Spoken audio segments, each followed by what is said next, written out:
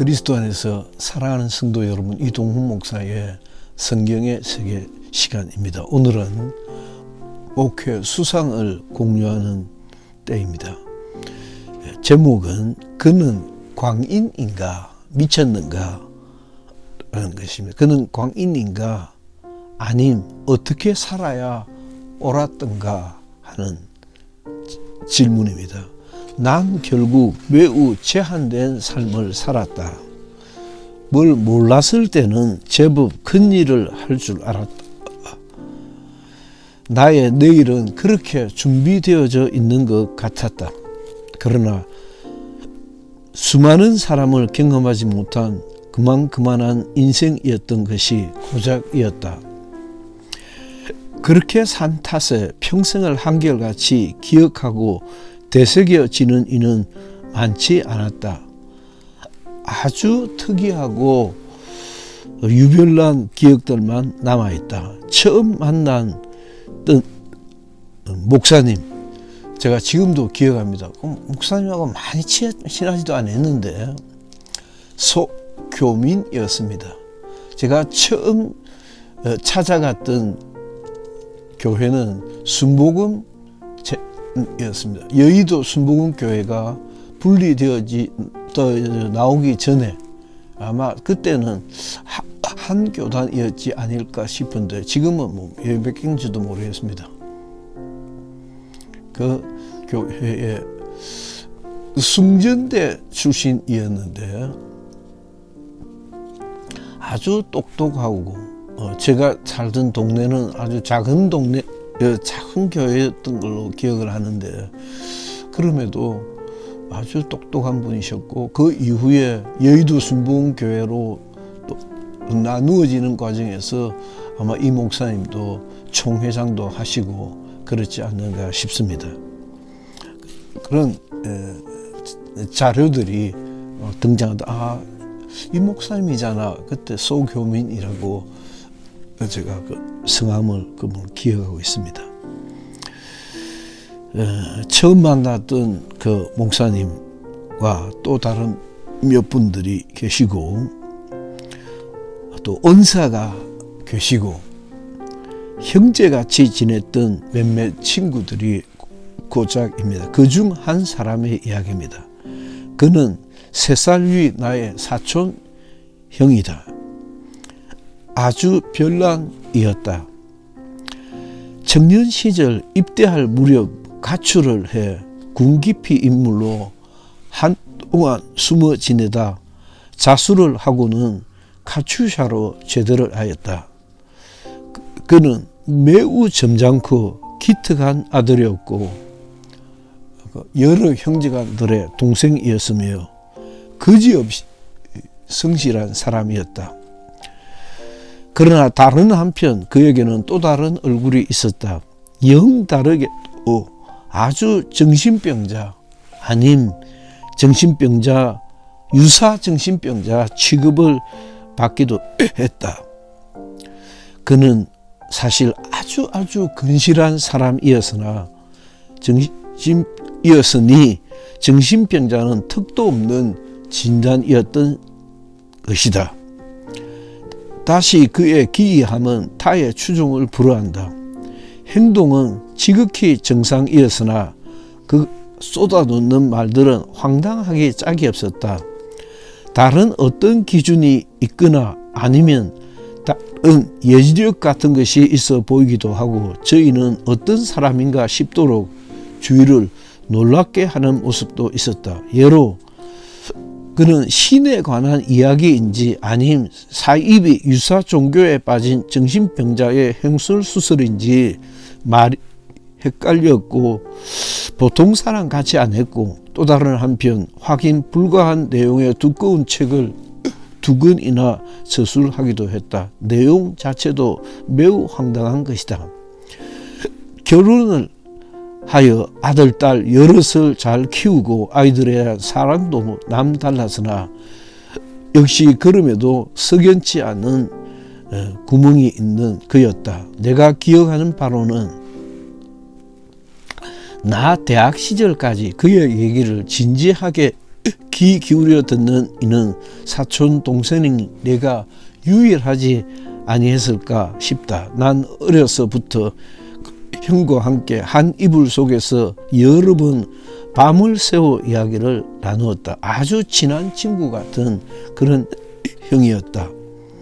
학창 시절부터 어린 나이에도 무슨 논리를 펼치며 그 추운 날씨에 냉수마찰을 하고 지냈던 이였으며 아주 순수한 채식주의자였던 독특한 모습이었다. 몸은 엄청 잘 가꾼 육체미 선수였고 꽤 유능한 아마추어 복서이기도 했다. 아무튼 정신병자 이미지와는 전혀 다른 건강한 체력의 사람이었다.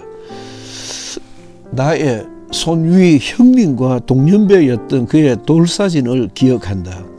거기에는 아주 귀공자같이 잘생기고 귀여운 아이가 있었다. 저 형님과 같이 찍은 사진입니다. 시골 남지에서 창녕 남지라는 그 마을에서 찍었던 사진인데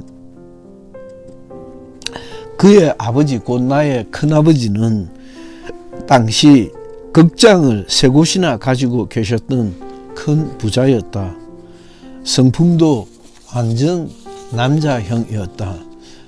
큰아버지에 대한 이야기를 하는 것도 그는 이상한 가정의 아들이 아니었다는 의미입니다.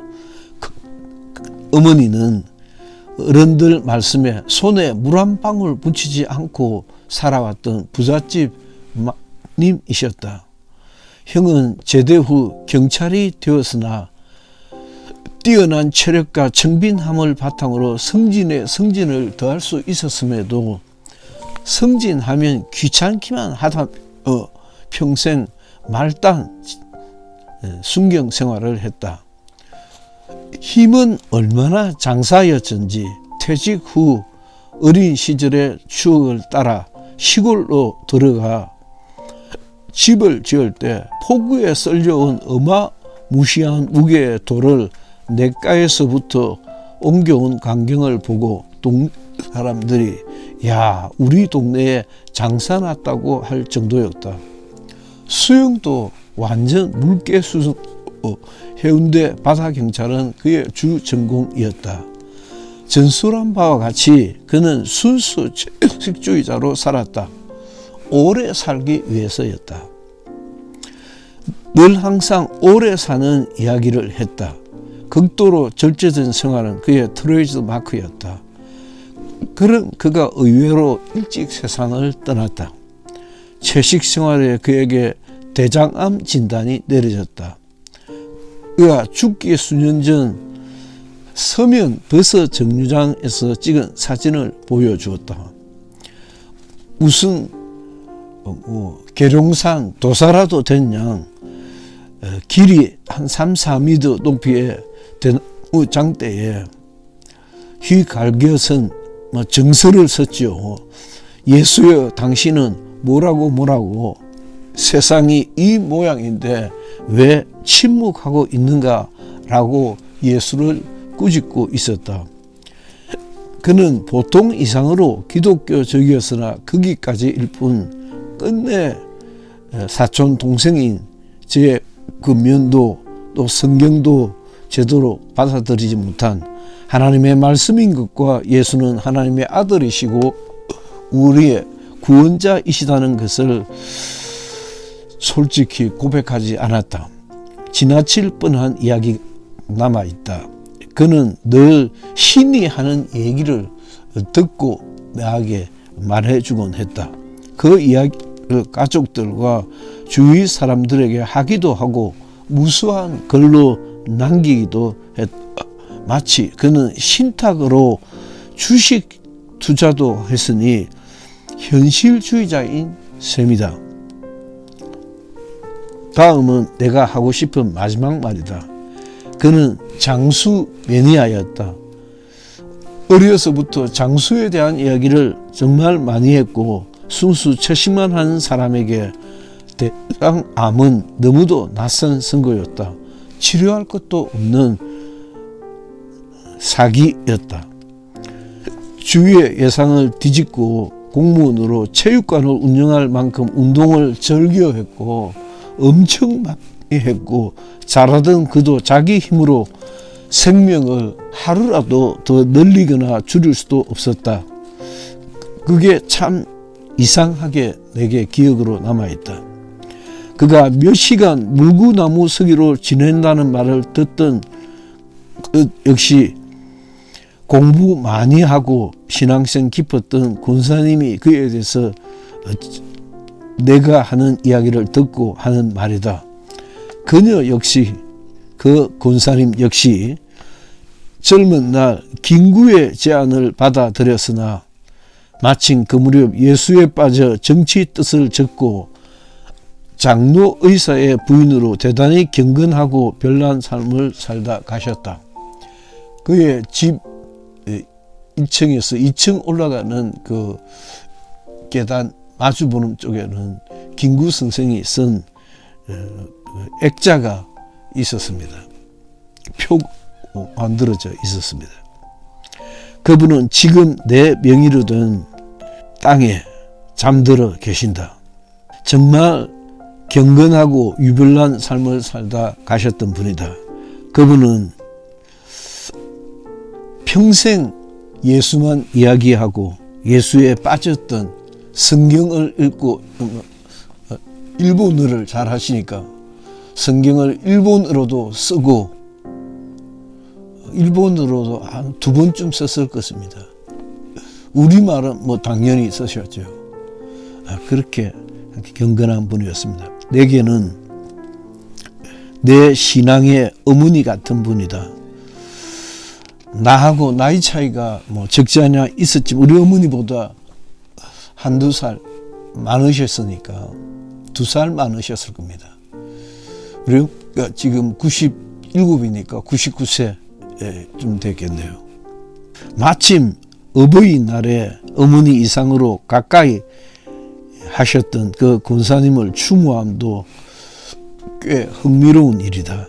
그 권사님이 이렇게 말했다. 아무리 거꾸로 종일 물구나무를 할지라도 개미 한 마리 다시 살릴 수 없는 게 인간이지 않소. 제게 말씀이다. 그걸 이동훈 목사의 성경의 세계 시간 중 목회 수상을 나누는 시간이었습니다. 참 엉뚱하고 참 괜찮고 참 해석이 어려운 이미 세상을 떠난 지 한 2년 되었는데 생각이 많이 나는 사촌 형님이고 그보다 더 일찍 세상을 떠나셨던 권사님 이야기를 들려드렸습니다. 감사합니다.